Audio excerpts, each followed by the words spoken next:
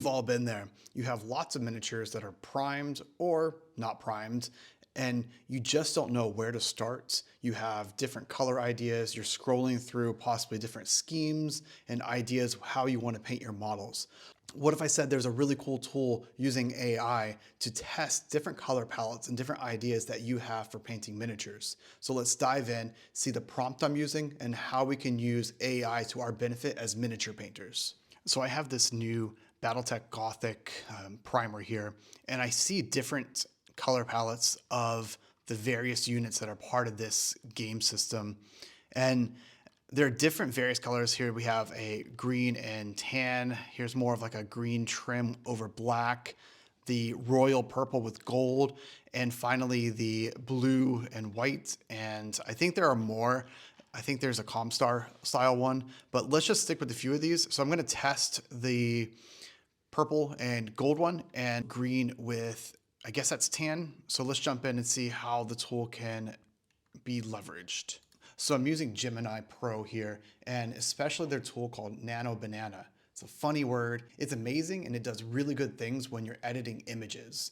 So I have a prompt here, and I will put the prompt into the description. So it basically is saying you're creating a digital image of a mech or a digital unpainted miniature here, and then it's going to take that information that I have about the primary color, the secondary colors, and finally placing it into a background where it can be visibly seen in some kind of, I guess like a battlefield or something, but here in the prompt it says a visual impact, a diorama setting. So the purple miniature I have, the primary color, it's not light blue, it is more like a royal purple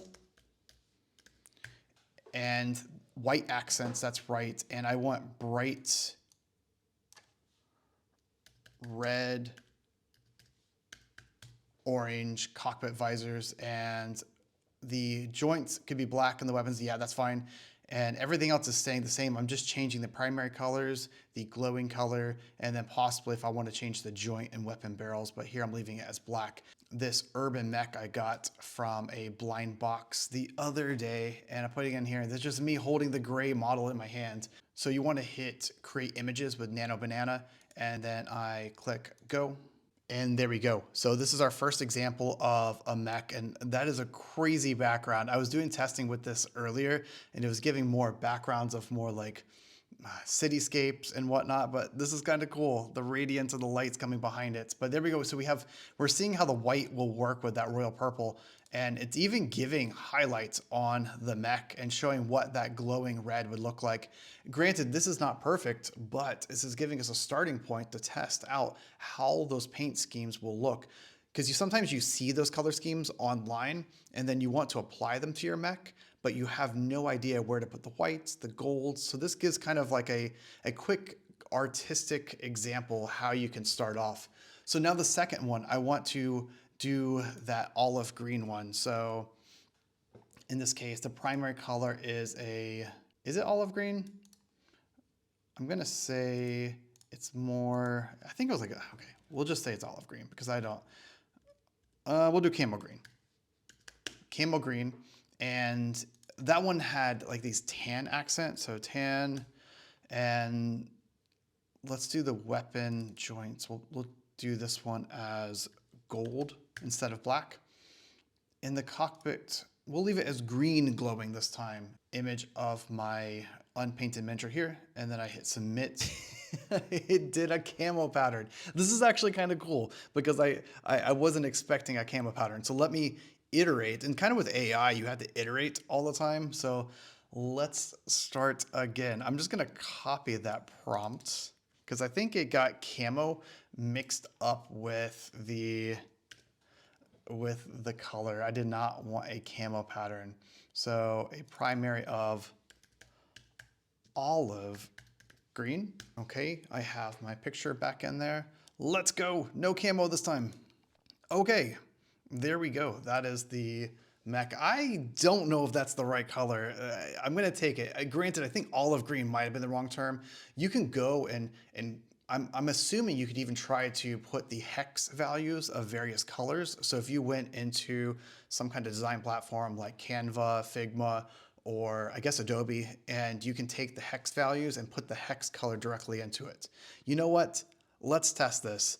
I'm going to go and grab the hex value of that and do one more test. Be right back. Okay, so I got the hex values in here, and let's send it to Nano Banana. Oh yes, it worked. I love it. So it got the color right now. So all I did is I picked out the hex values from the image that I had from the source material, and the tan as well as that green. So I don't know if I would consider that an olive green. It's a little bit different. And then I updated the red glowing because the source image had it more glowing. So there we have it. That is looking really good. Well, so here it is. So which one would you choose? Do we choose the olive green, the mistake camo one, which actually turned out quite cool? This could be a concept for if you're thinking about different camo patterns and you want to test them to see how you paint, because I'm a person that I need a guide when I'm using shapes and designs, or that final royal purple with the white highlights. So how are you using AI?